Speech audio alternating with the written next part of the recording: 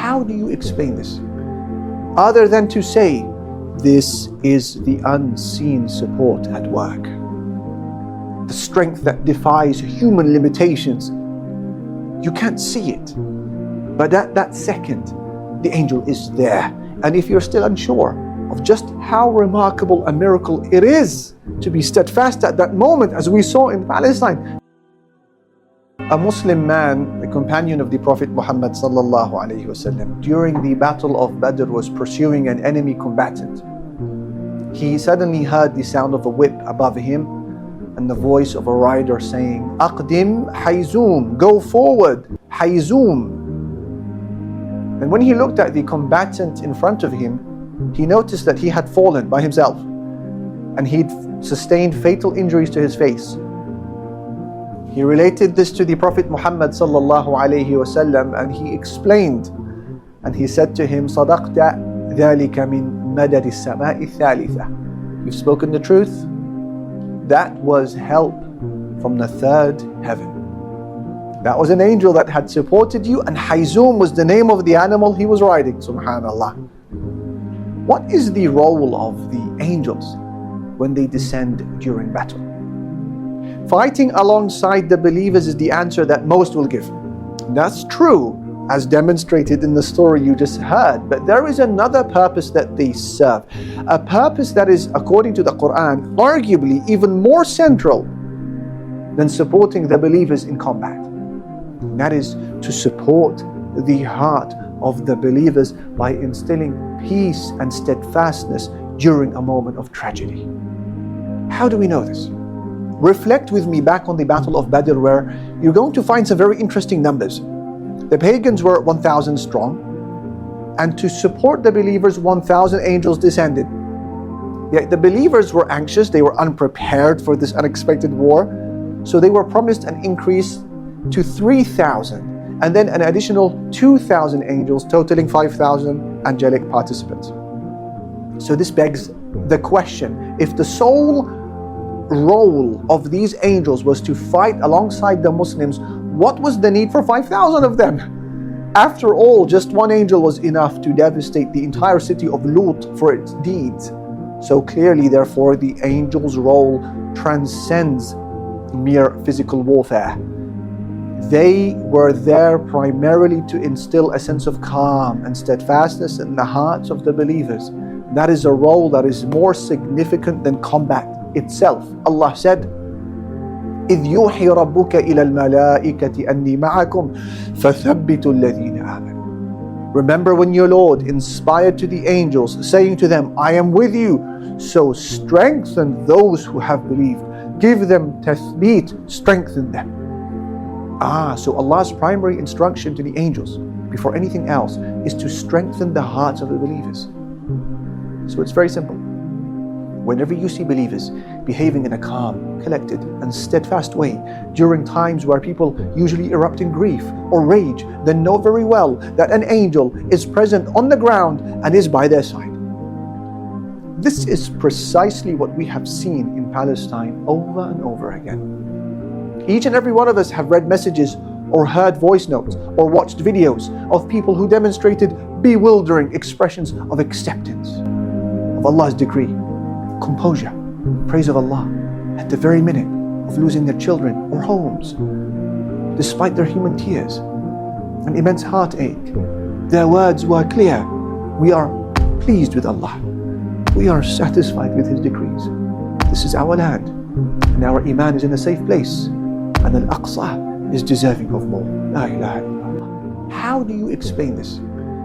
Other than to say, this is the unseen support at work. The strength that defies human limitations.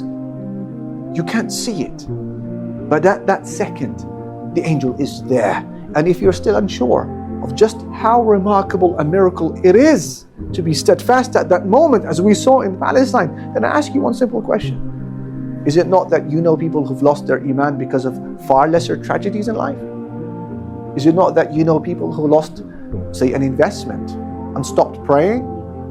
Or those who experienced a divorce and then the hijab came off and went on a wild one? Or those who lost a few subscribers and started reeling Islamically. Whereas here we saw and continue to see Muslims, Palestinians and others who are paying the ultimate price. Yet somehow they display a strength that goes beyond the normal levels of human endurance and beyond human understanding, meeting trauma with acceptance, loss with praise of Allah, and death with growth of Iman. And it was only until I saw how those Palestinians behaved and the words they uttered in the immediate aftermath of tragedy that I understood for the first time the ayah, Inna Allaha ma'as sabirin. Indeed, Allah is with the patient ones. I used just to read it. Allah is with the patient ones. Then I realized He is with them, with His aid at that moment, with His support, with His heavenly composure and His angelic servants, enabling them to react in such ways and earn such a high status both with Allah and the people. Allah was with them because they were patient. So, whenever you witness someone facing adversity with unexplainable calmness, and that person could be you, remember this. This is your sign of that unseen support. The role of angels is not just as warriors, but as bearers of peace and strength to the heart of believers. So yes, angels are involved in Palestine, and yes, you are witness to it. But this is not just a page from the Palestinian book. It's a continuing reality for you. A reminder that in your darkest hour as well, if you are patient, then you are not alone. What is being said to the believer as they pass away? We've had a lot of people pass away. At this very moment right now, people are dying. People are dying, and we can assume that the angels are saying to them what Allah subhanahu wa ta'ala said is said to them at the time of their death. إِنَّ الَّذِينَ قَالُوا رَبُّنَا اللَّهُ ثُمَّ اسْتَقَامُوا تَتَنَزَّلُ عَلَيْهِمُ الْمَلَائِكَةُ أَلَّا تَخَافُوا وَلَا تَحْزَنُوا وَأَبْشِرُوا بِالْجَنَّةِ الَّتِي كُنْتُمْ تُوعَدُونَ. That verily those who say we believe, and then they were firm, تَتَنَزَّلُ عَلَيْهِمُ الْمَلَائِكَةُ. The angels descend upon them at the time of their departure and say, do not be afraid, أَلَّا تَخَافُوا وَلَا تَحْزَنُوا. Do not be afraid and do not grieve. وَأَبْشِرُوا بِالْجَنَّةِ الَّتِي كُنْتُمْ تُوعَدُونَ. And glad tidings for the paradise that awaits you. SubhanAllah, what we find from that ayah that is spoken to the righteous person as they are passing away, may Allah subhanahu wa ta'ala allow all of our martyred ones, all of our dying ones to be received with this, and may Allah Azza wa Jal allow us to be received with this. أَلَّا تَخَافُوا. Don't worry about that which comes after death. Don't be afraid. لَا تَخَافُ. What comes next is not going to be what you are accustomed to. All the horror, all the trauma, all of the hardship of this world is now gone. You are now returning to your Lord subhanahu wa ta'ala, and you're returning to His promise, you're returning to His comfort. أَلَّا تَخَافُوا. Don't be afraid. وَلَا تَحْزَنُوا. And don't grieve over the past. وَأَبْشِرُوا بِالْجَنَّةِ الَّتِي كُنْتُمْ تُوعَدُونَ. Here is the paradise you've been promised.